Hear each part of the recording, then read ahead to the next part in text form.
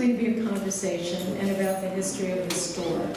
And I had been wanting to do a talk like this for I can't tell you how long, because of all the places in Sag Harbor, the meaningful places in Sag Harbor, the real anchors of the village and the things that make Sag Harbor what it is. The variety store is just at the very top of the list.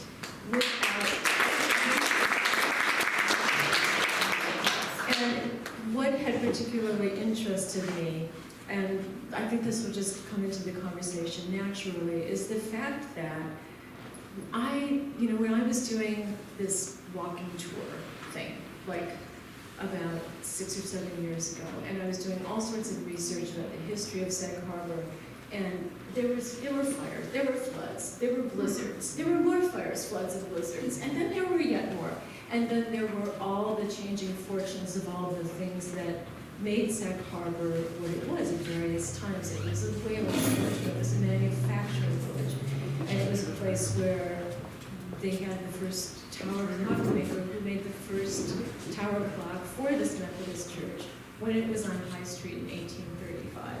There were all these kinds of significant moments and moments of incredible success, like when people at Bulova Watch Case Factory, when it became that instead of Fahey's Watch Case Factory, actually got their act together, because Bulova had been in just 2 floors in that big building, and they decided they were going to make their enterprise work, and they worked so hard, and they were so extraordinary, that Bulova ended up expanding its operation into the whole rest of the building, which it hadn't been before.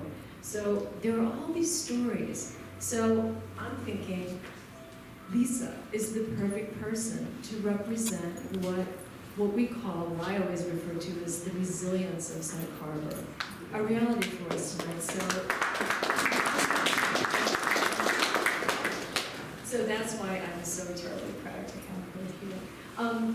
Would you like to say a few things before we begin the slide? Yeah, sure. I just want to thank everybody for coming. To be honest with you, I'm humbled and surprised. I said when people first approached this, I said, well, I'm really not that interesting. Like, I don't know what's going on. And even when I walked in here tonight, I said, well, I think you overestimated it with the number of chairs you put out. So I'm really very grateful and very honored that you all came out tonight. Thank you. The honor is ours.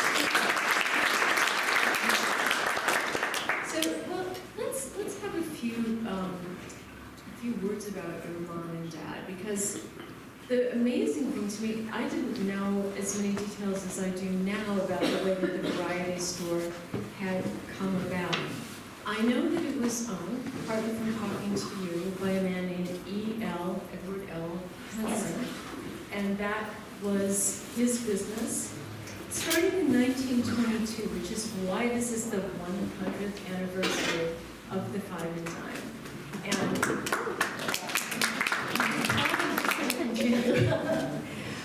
And Lisa's parents rather bravely bought it from him in 1970. But at some point, the variety store was a Ben Franklin Five and Dime. Now, did E.L. Hansen buy the building and think, I'm going to put a variety store in here, and then it gradually became a Ben Franklin, or was it always his store? And no, so he opened it in 1922, so it was his store, and it was just called Ben Franklin. And at that time, Ben Franklin was a large buying group. They actually, finally, Ben Franklin, the name went out, probably in the late 90s, early 2000s. But that was just kind of the general name, the buying group for variety stores. And at that time, like every town had a 5 and 10. Like that was just, that's where you went shopping. And every main street had one. So he opened that in 1922 and he ran it. And I really don't know much about him. I do know the story that when, I guess my parents shopped in the 5 and 10. And my mother came home one day and I was like a year old. So I don't remember this, but I know the story, obviously. And I guess you started off with Bulova, which is very interesting, because my father worked at Bulova. He was an engineer? He was trained as an engineer? He was a time study engineer, so he worked in Bulova. So is he like an efficiency expert, or was it time for... I think it was efficiency. Efficiency. I think it was efficiency. Yeah. But honestly, that I don't know. I can tell you what he did at the 5 and 10. I don't really know what he did. But so apparently, the way it goes is my mother had been shopping in the 5 and 10, and there was talk in town that it was for sale. So she came home and said to my father, you know, the 5 and 10's for sale. And my parents had always, from the time they got married and moved out here in the early 60s, had wanted to own a business. It was just something they wanted to do. They, at one point, even had considered going up to moving to Sayville.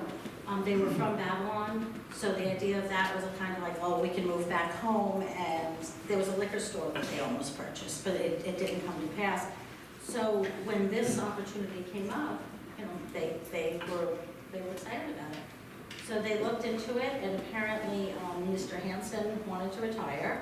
He had offered to sell the business to his manager, and the manager didn't want to do it, so it went out, and my parents, they actually, in the very beginning, they were partners. So it was my father, Phil Bucking, and William McDonough, who they were a local family. Some of you probably knew him. And they went into business together in 1970. But after about 2 years, as partnerships don't always work out, it didn't work out. So my parents both went out. Mm-hmm. And there's this story about how they were able to afford it. Well, yeah, so it was, when they found out that the store was for sale, my parents went into it thinking they were buying a store. They had no intention of purchasing real estate. And when they went to the real estate agent, and I guess it doesn't matter, it was $60,000 at the time. But my parents always said it might as well have been $60 million, because they had, at the time, 3 small children. My father worked at both of them. My mother was a stay-at-home mom. It was just inconceivable that they could afford to do that. So they kept saying, no, we can't afford the building, we just want the business. Like, we want to buy the business, we can't do that. And apparently, they wanted the deal to go through as a whole deal. So we said, well, what if they hold the mortgage? And if Hanson holds the mortgage, will you consider it? So I guess they figured out a way to do it. And I actually have one of the checks framed in my office that was written out to the mortgage. That's too great. I mean, because that kind of neighborly attention is just extraordinary. I mean, does that ever happen now? I have no idea, but that's. Yeah. I was reading about that a little bit. Actually, in your dad's obit, there's some wonderful, loving obituaries about him. Unfortunately, he passed away in 2008, and he clearly had mentioned that to people too as like an incredible thing. But I think it was your mom's idea, wasn't it? Didn't she say, like, wouldn't it be fun to? Well, I don't know if she thought it would be fun, but it was. And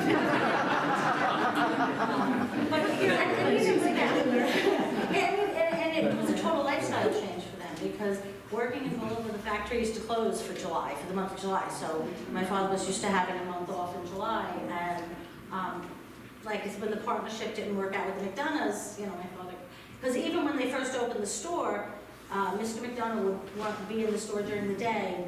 My father kept his job at Bolivar, and he would go there at nights and on weekends. And that's just what you have to put in when it's your own business, So your mom's name is Roseanne. Roseanne, yeah. And she can't be here tonight. She's that cold that's. But she's doing good. She's fine. Yeah, she's an amazing. She works every day, so. Yeah, and as I understand it, she does not like to speak about her age, so we shall not. But I mean, she's like such a great presence at this store, and I'd just like to acknowledge, she's going to hate me for it, but Linda Rossner is here. Everybody, Linda, just stand up for one second.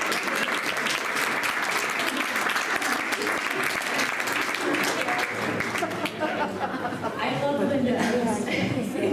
We know you're there. I know now you're going to hate me. Now you're going to start frowning at me, right? But it's just, I mean, just the idea of this being such a family business and it having been so kind of lovingly coaxed too by the person that sold your parents the building. It seems like just an extraordinary thing, and just some kind of definition of community that maybe you just don't see very often now. Yeah. I mean, that kind of encouragement. And I'm dying to ask you, so how come you ended up being like the anchor?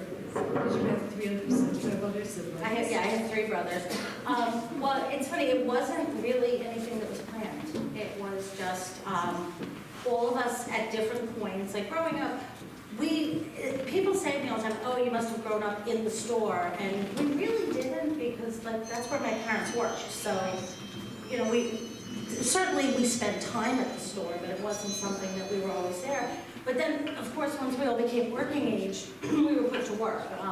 I actually remember, I'm born December 22nd, and I remember on my 13th birthday, I had this party, and I had all my friends over, and my father saying to me, oh, by the way, tomorrow morning you need to come and work, because I don't have anybody to work on Saturday. So it was just something that, and you know, my brothers would help out with different things.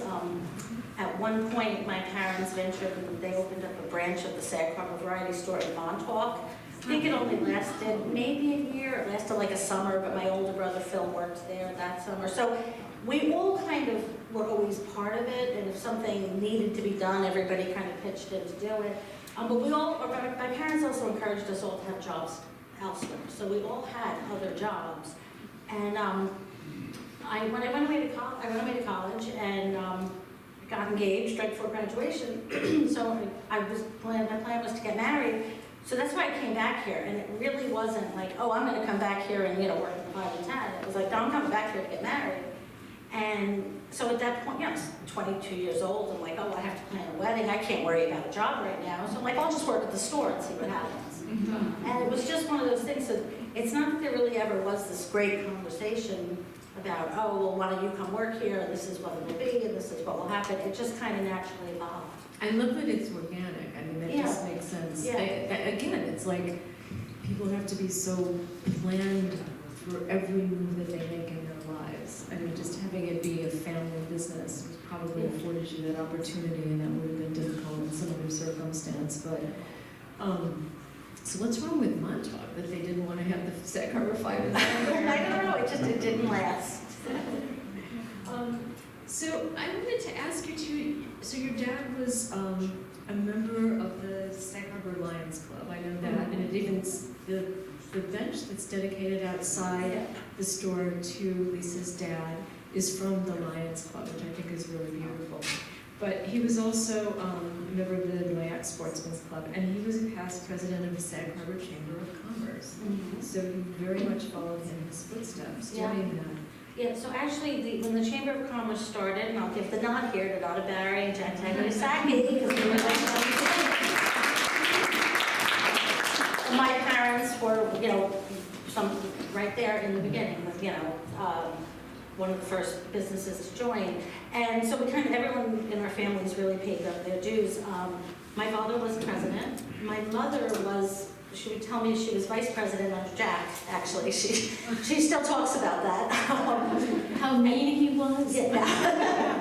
No, because at that time, Sag Harbor was really just a working factory town. So the Chamber of Commerce then, it was like, oh my God, we need to, how do we bring business? We need to bring people to town. So it's evolved over the years. So then when I started working at the store, I got involved with the Chamber of Commerce. I was a director on and off for over 20 years. My brother Phil, who owned the Sag Harbor Garden Center, he was involved with the Chamber. He was a director for many years. I was correspondent. No, I was recording secretary. I think he was recording secretary. We've kind of just always been involved. And then I was president for 6 years. It's a really great thing. Yeah. And Phil, I just want to give a shout out to him and Diane for the great Sag Harbor Garden Center. And I miss them being there because I always loved seeing them. On the other hand, I'm really glad that they sold it to a couple that seems like they're going to keep it going in the great way that they always do. Oh yeah, it's still open, it's still Sag Harbor Garden Center. So that's really wonderful. It could have turned into a something that we would have all hated, but it didn't. So I also wanted to ask you about, let's show a few slides if we can, please. No, there's nobody here to turn the slides on. Oh wait, no, I have it. Sorry about that. So this is a photo of Main Street from the 1930s, 1934. I don't know who Starsey is, but it says Long Island, New So, and one thing that I think is always amusing about these old photos of Main Street is that it shows the street lamps going right down the middle of Main Street, and people would park. You can see that one Model T or whatever that is, parked right in the middle. People would line the middle of Main Street. I've mentioned, I hope you had never heard me say this before, but I came upon, when I was researching stuff, I came upon an article in a paper from 1949 that said that there was never any parking in Sag Harbor. And when were they going to do something about it? So, anyway, and here's a little bit more of the bustle. And this is a postcard from the 1940s. Apparently it doesn't indicate it on it, but I to know that. So, and it's just, these were as close as I could come to a picture of the variety store in those days. I looked and looked and looked online. Maybe you have one hidden somewhere, but I couldn't find one. There's not, I think I might, but there's not a whole lot. Yeah. So, and This is,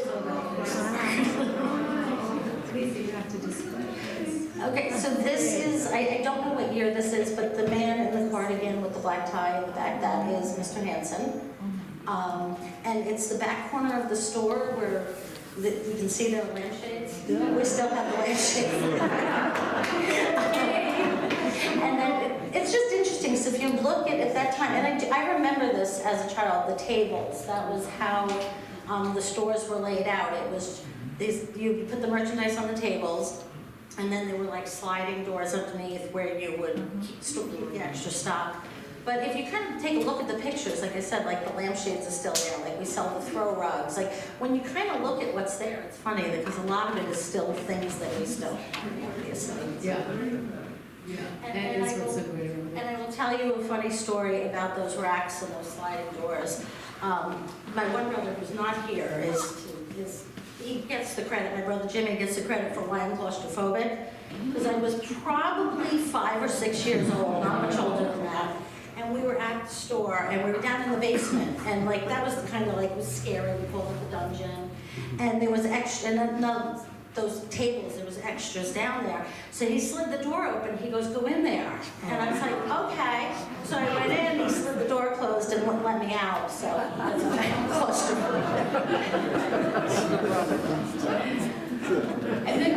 And then the shelving was something I read that your parents kind of invented. They had gone someplace and saw it and thought, what a great idea. Well, it was just, merchandising changes and the way to display things. And while, almost any 5 and 10 at the time had racks like this, and, so they bought it in the 70s, and then, so things started coming around, like there was, I don't know, would it have been, not Caldor, Grant's probably, like some of the bigger stores started coming in where they had the actual shelving. And it was just a cleaner, more efficient way to put stuff on the shelf, and it was more attractive and easier to find. So, so they gradually switched over to, which is what we have now, the shelving and then the height. Well, I love seeing this, and I was actually fantasizing after I saw this picture of like, how could you put a drone in the 5 and 10 and take an overhead shot?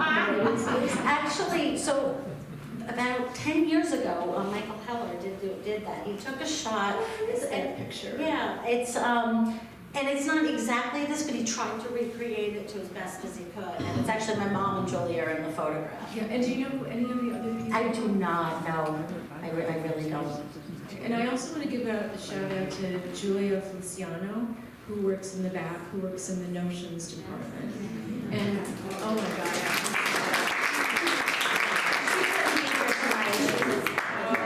She had to go too. She has kid responsibilities. Yeah.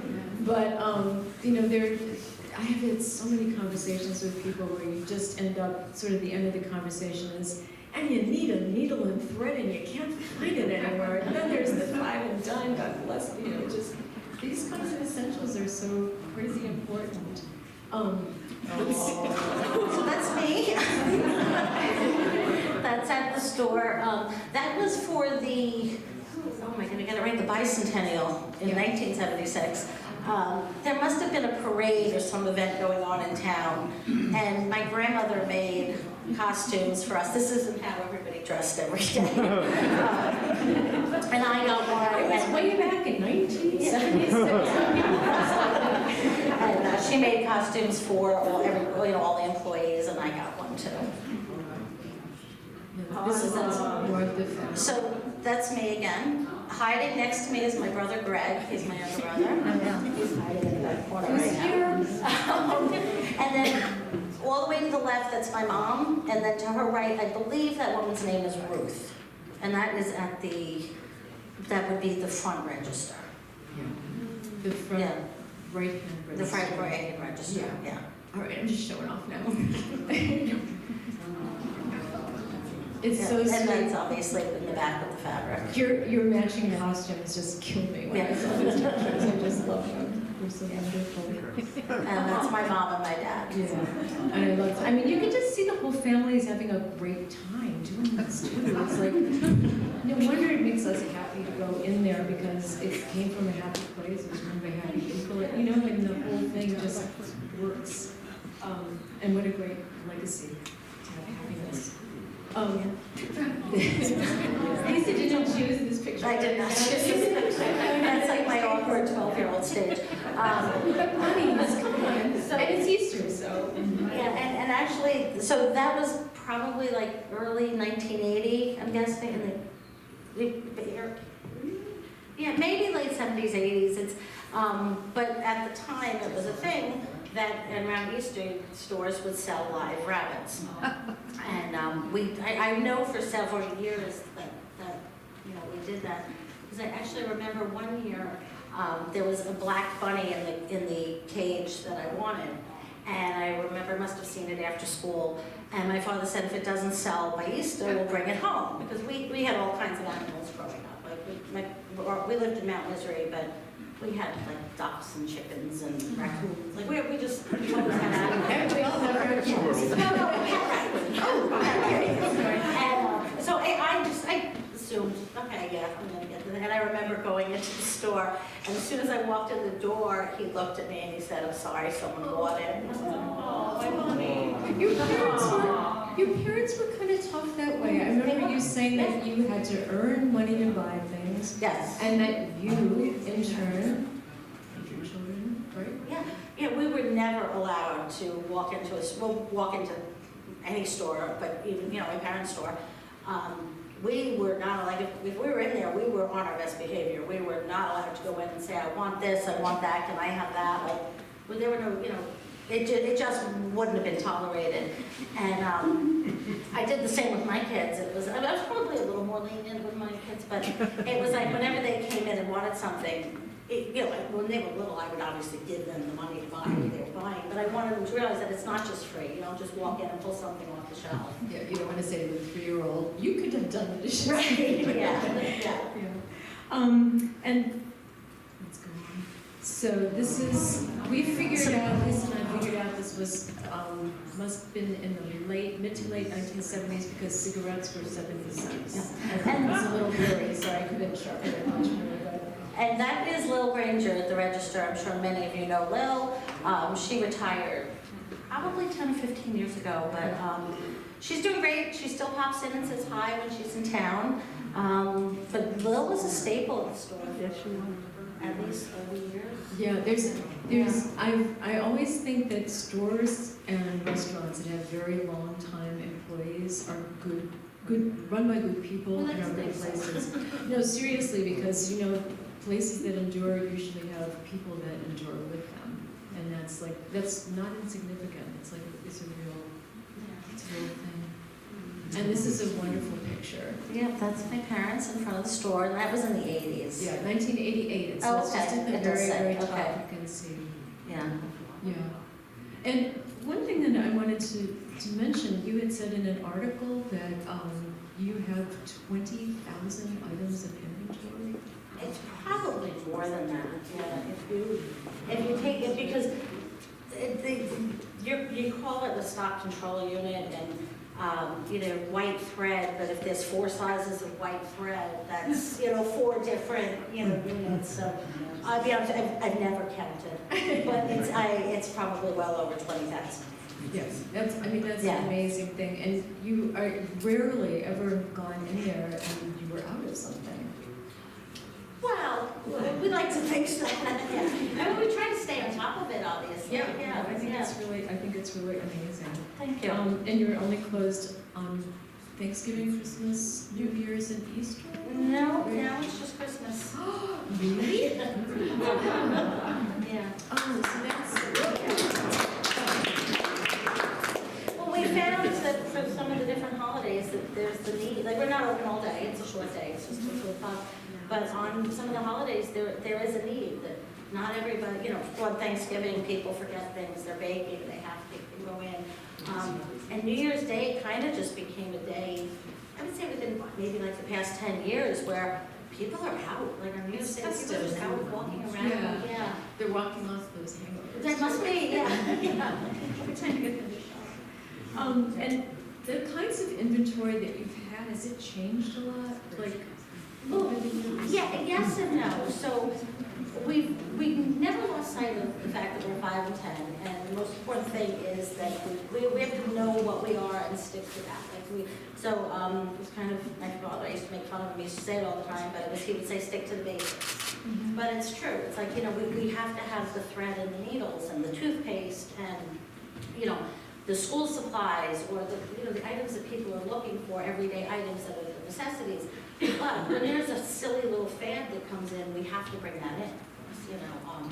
What are some of the most notorious fads? Oh, ridiculous! A couple of years ago, there was these rubber bands that were shaped like animals and different things, and people couldn't get enough of silly bands. Yes, and then there was something called Pogs.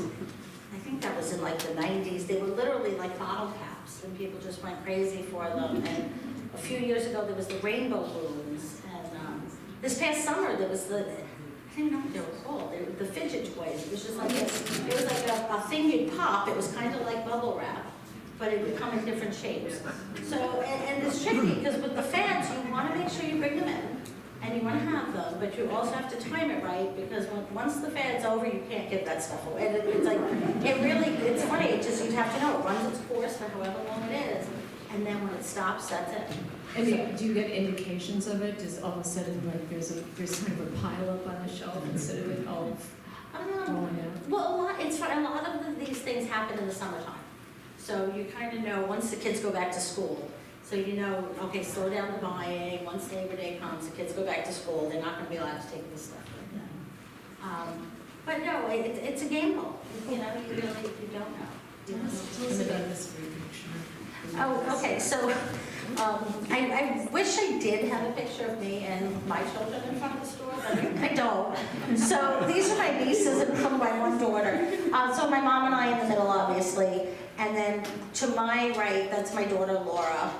And then it's Heidi, Sarah, and then this is Katie over here. They're my brother Phil's children. But they've all worked for me, so That's really so that counts, yeah. And I wanted to ask you, so, I mean, besides the fact that the humanity seems fad-oriented, do you worry about the future of humanity since it's so crazy? But I wanted to ask you about not that kind of change, but the way that computers, for instance, are affecting everything and iPhones and whatnot. Are you selling fewer pencils and stuff now, or has there been a... Well, there's been a little bit, yes, there's been a little bit of change. That's kind of in all departments too. You know, as people are using their computers, so for school, they might not need as many notebooks and folders and things like that. But they still, like the younger kids still. And I know that you sell USB. Right, yeah, so we would sell that, but like, we haven't gotten rid of, like, we don't get into, like, computer ink, you know, we don't get rid of, like, the basic items. We still, of course, sell notebooks and pens and things like that, but, so yeah, like in stations, so that's one area, and then, but also in toys, like, toys became computerized with video games, and that's been going on for a while, and we really try to steer away from that. And we really try to promote that we're more like classic toys. So like for the board games and puzzles and things like yo-yos. And I actually had a little girl today came in and her mother bought a slinky, and she was probably like 6 or 7 years old, and she shows me the box. She goes, she has no idea what this is. And I said, yeah, she's probably gonna ask where the batteries go. Like, Right, yeah, that's such a beautiful thing. Well, besides like preserving the past that way, I also think that you help to like take us into the future, because I know that it's almost Halloween when the store changes yeah. all its decorations and Easter and stuff. I just love that. I'm sure everyone in this audience does too. It's like you're kind of like a holiday barometer. And also, I mean, just watching that happen feels so good. It just feels like there should be somebody who's marking that with merchandise, because we're such we're so mature. But I mean, it's a wonderful thing. And speaking of products, I actually brought a prop because I've been dying to do a commercial for this. Lisa sells Phil's now. So do you all know what this is? Okay, so for one thing, it's soap that can clean everything. It can clean not only like the worst stains in your clothes, I do this, but it also can like clean porcelain, and it's really a great product. It smells amazing. It smells like you bought it in France. I'm not kidding. It smells like this, and you guys literally know this smell from somewhere. And it began as Fel's naphtha. It began as a product that actually had naphthalene in it, as in like the toxin, and then they removed it. And I ended up reading up on this because I was like, what is this miracle substance? But of course, someone had walked up to me on the street and said, I'm looking for some Phil's naphtha. Do you think I can get it? And I was like, what? And I said, well, if you're looking for something that's hard to find, go to the variety store. They'll probably have it. And sure enough, she did. And then it just bugged me, so I ended up buying it. So that's my ad. Anyway, so thank you. And dust. Oh, and dust. Oh, I don't even, but, can you just tell the story too that I read, which I thought was very amusing, about the woman who is now a real estate agent who stole candy as a kid? Do you know what I'm talking about this? No, I don't. Legend has it, or it was in the paper, because I read it. Oh, this is Phil and Diane.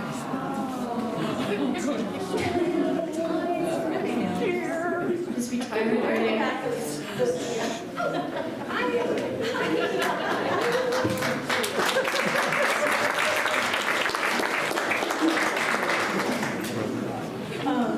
So what I read about this real estate agent is that somebody who'd grown up here in Sag Harbor, and then at the time of this story was a grandmother, had gone into your store and confessed that as a kid she'd stolen candy. That's okay.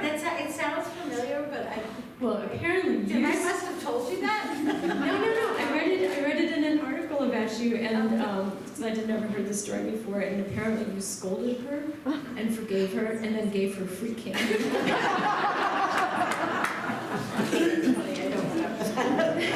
I'm sure that's good use of mercy. And then this is just from a couple of years ago, when it was the Variety Store's 50th anniversary in 2020. So we made a really big deal out of the 50th anniversary because that was our family, and like to me that was like our thing. And not to diminish the fact that 100 years of having a variety store in Sag Harbor is a great thing too. But so we really, like, for the 50th, we wanted to do something, and of course it was in the middle of COVID. I have to say, it worked out nice. Like, we were able to, people came out and supported, and we had T-shirts made, and it was nice. It was a nice way to celebrate with the community, as best we could do. It was great. It's still, and the fact that you went on and did it was wonderful. Yeah. I remember going into the store and buying, and I bought a couple of souvenirs, but I can't remember what, a glass. Well, we were giving away glasses. Yeah. And it was just like, oh, some things are holding you fast in spite of the pandemic. Yeah. And would you talk just a little bit about how you dealt with the pandemic, and how you feel that it affected the village? Yeah. That was, it was absolutely crazy. So, it was March 2020 in the beginning, and there was talk about it. And March is just traditionally a quiet time of year. So it's like, we weren't well stocked. Like we had, inventory, but you have different inventory in the wintertime than we do in the summertime, just based on the amount of people that were out here. And then as this whole COVID thing started talking, and more and more people were just coming into the store, and they're talking about, they're going to shut down New York City, and so it just all of a sudden, just like this population explosion that kind of happened, and we were really not prepared for it, and it was just all of a sudden all these, just the increase in volume of what you would see of people coming in the store that you'd expect to see in the summertime. So it was tough because my mother actually happened to be out of town at the time, which ended up being a blessing for her because she was able to be away and safe. But so she wasn't there to work. And then at the time Julia was sick, and then her daughter got sick, not with COVID, but it was just one of those things that it was like, okay, well, they can't come to work. So it actually was Linda and I for probably a solid 2 months. And we often talk about how the heck we did it. Because you were deemed an essential store. Right. You were deemed an essential entity, so they were allowed to stay open, unlike many other stores that kind of had to close. And I very, very much remember the first week where it was like you couldn't get toilet paper, you couldn't get paper towels. And we actually, I think, had an advantage that we're a small store because I had several different vendors to go to. So I would, we'd work during the day, and I would go home at night and then be on my computer for hours or making phone calls trying to get someone to do the delivery for this, or can we get that? And it was every Thursday where we would get our toilet paper, paper towels, our Clorox wipes, and the customers started to know that. And literally the truck would be on the sidewalk unloading, and we'd be like, you can't, like, you're not open yet, you can't come in, we're not yet. But we needed time to get it on the shelf, so the truck would come, we'd get it in the store, marked it up as best we could. And for a while there, we didn't open till noon just because it was just the two of us, and we just couldn't handle letting people in, at that time. But so COVID ended up being, I hate to say this, a blessing for us though, because in a way, we kind of got rediscovered as an essential store, as having all the everyday basics that you need. But we really did work very hard to make that happen. Things don't just happen. A lot of hard work went into it. And we are grateful though that people found us again. Like a lot of people who had been used to going up to Riverhead for things started coming right into town. Nobody wanted to travel, and also we had things that a lot of the bigger stores didn't. Yeah, and you've deliberately kept your prices reasonable. I know. We did the best we could.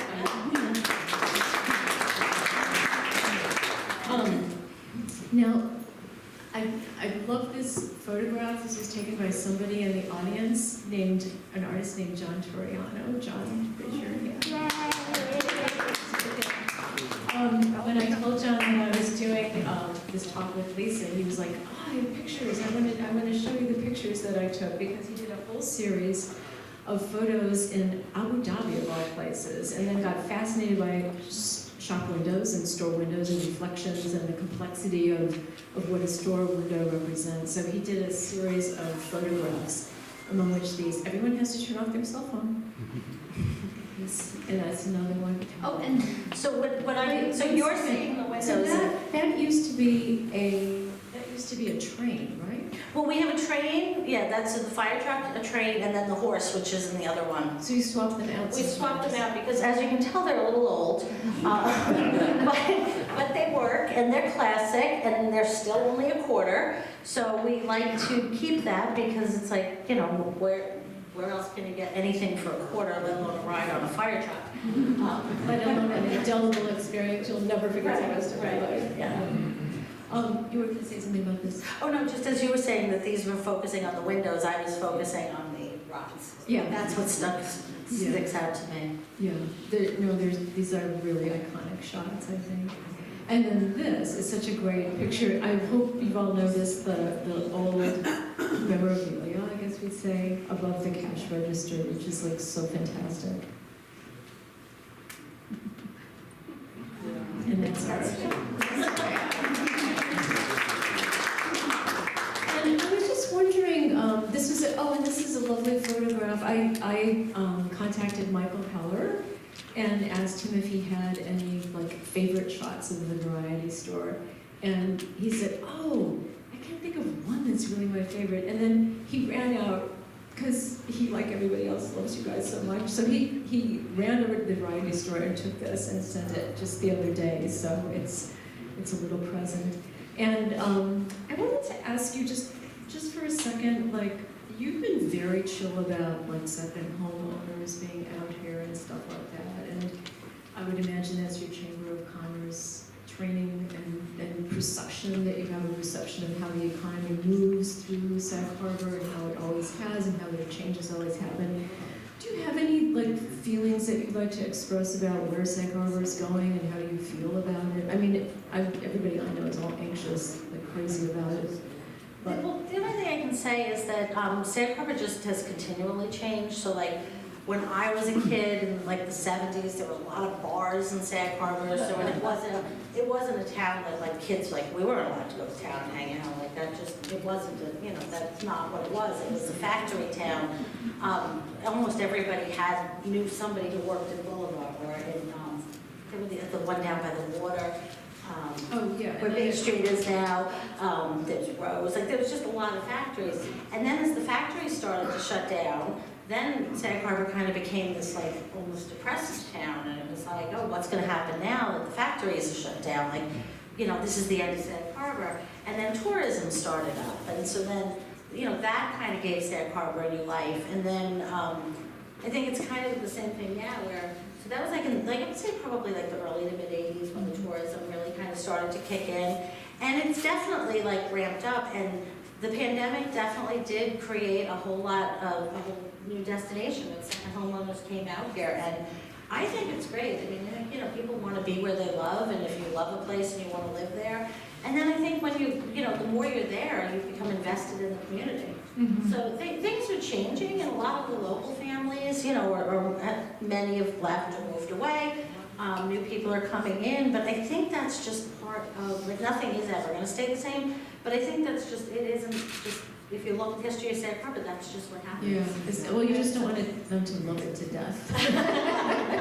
Well, but something may end up happening and changing, and who knows, and then 10, 20 years from now, we may be sitting here saying, oh, what happened to all those second homeowners? Now they're making apartments.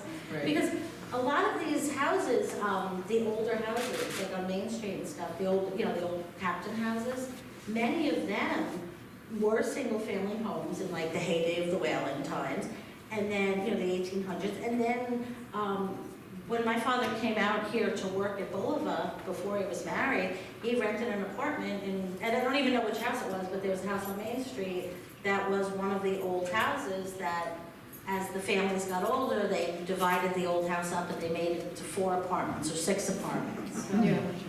now it's back to being single-family residence, but who knows, that may change again. Yeah. And I think we just have to roll with it, like just make the best of it and roll with it. And sitting around complaining isn't going to change it.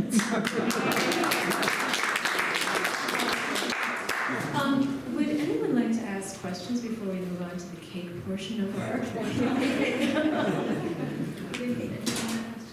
What are your best-selling items? So we get asked that a lot, and I always say that it's whatever the season is. So it's definitely seasonal is the best selling. So whereas we maintain the inventory in all departments throughout the year, if it's like now we're going into Easter, so the customers are seeking Easter items, and then once summertime comes, the best selling items are going to be the summer, the swim. So it really is, that's where we get the peaks from whatever the different seasons are. Any chance for a 6 o'clock? Oh, for us staying later? I would love to say we'd stay till 7 o'clock. At this time, like, it's just a matter of not having enough help and just what we can do. And so we did start that during the pandemic where we did shorten the hours, but it's also, I kind of feel like, well, I want to keep working and I love what I do, but I also can only do what I can do. So we are hoping to at some point have longer hours, but I can't make any promises on that A now. lot of people have cut back store hours, I've noticed. It just seems like a good. Yeah. Two questions. In Sag Harbor or out on the East End, are there a couple of merchants that you admire? not necessarily try to emulate, but admire. And nationally, when you look at the larger stores, even though they're very different, is there anything about their merchandising or community relations, whatever, that you would admire there? Well, I'm going to answer the second question first. So, whenever I am in a store, like I just immediately look at, oh, how do they display that? How do they merchandise that? And so for the bigger retailers, like whenever I'm in and it's not that often, I'm in in the box stores, like a Kmart or a Walmart or whatever, I look at everything that I don't like about what they're doing. And I'm like, okay, they have no cashiers, there's nobody here to help you, but I do steal some merchandising tips, I have to admit that. So that, I think you always have to be learning from that, from the good and the bad.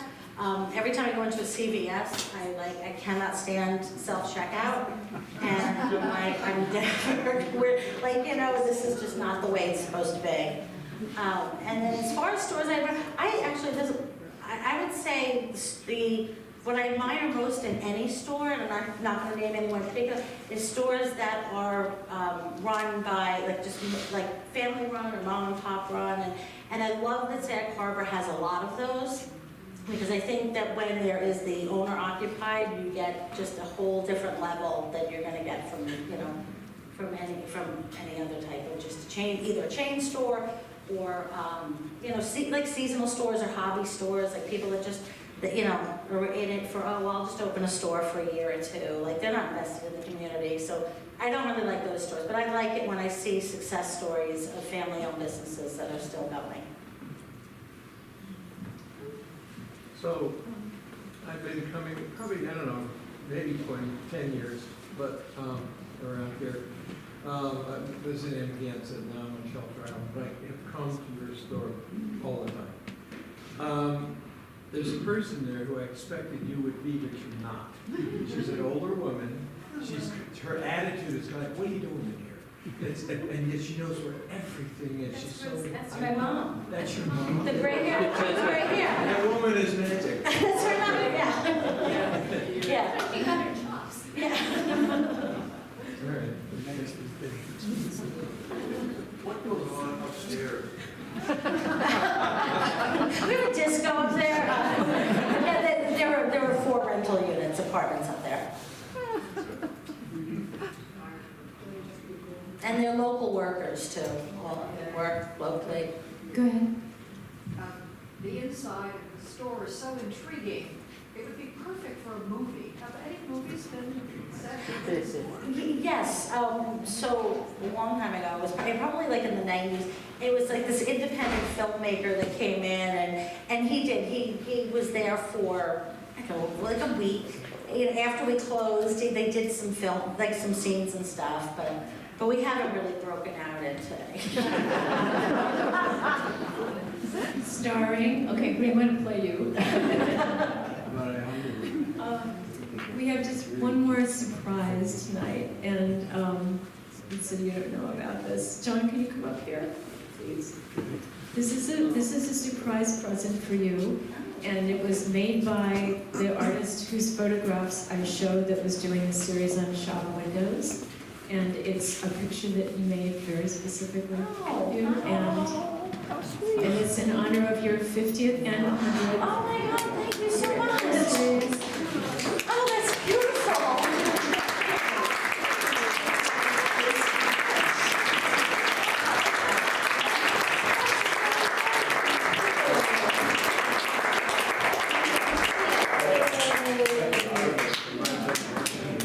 Thank you. Like a lot of us from my generation, I think a lot of towns had been Franklin stores. Yeah. And I'm from Flint, Michigan, and right on Saginaw Street, there was one just like yours. Yeah. That I used to, as a kid, be fascinated by. It had popcorn makers, and it had what's that, snow cone? Cotton candy makers and things like that.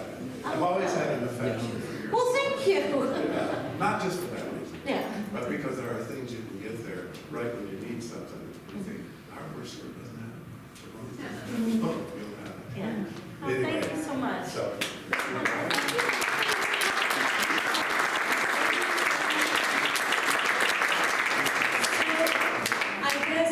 really had to do this because I've never given cake to a lot of people. But we're all gonna have cakes if you. Volunteers. Yeah, help It's- yourself. It's not gluten-free, it's a classic, white cake with chocolate icing, but come over and have some. Lisa, thank you so much. Thank you, everybody.